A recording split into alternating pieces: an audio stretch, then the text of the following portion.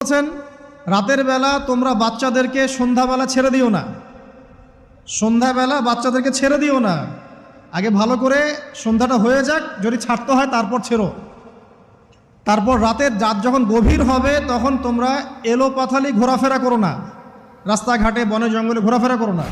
কারণ এই সময় এমন কিছু মাখলুককে আল্লাহ পাক ছেড়ে দেন যাদেরকে তোমরা দেখো না। এখন বিজ্ঞান যেটা প্রমাণ করতে পারে নাই, এটা কি বিজ্ঞানের ব্যর্থতা না ইসলামের ব্যর্থতা? যদি বৈজ্ঞানিকভাবে আপনি প্রমাণ করতে না পারেন তাহলে সেটার কোনো অস্তিত্ব নাই। এই কথাটাকে ডাহা মিথ্যা কথা। যদি মুমিন হতে চান তাহলে এই কথার উপরে এসে ইসলাম কবুল করতে হবে। যদি মুমিন মুসলিম হতে চান এই কনসেপ্টটার ঊর্ধ্বে এসে ইসলাম কবুল করতে হবে। আল্লাহ রব্বুল আলামিন এবং তার রাসূল যা বলেছেন সেটাই চূড়ান্ত সত্য, সেটা আমরা প্রমাণ করতে পারি বা না পারি, এটাকে অন্ধভাবেই বিশ্বাস করতে হবে।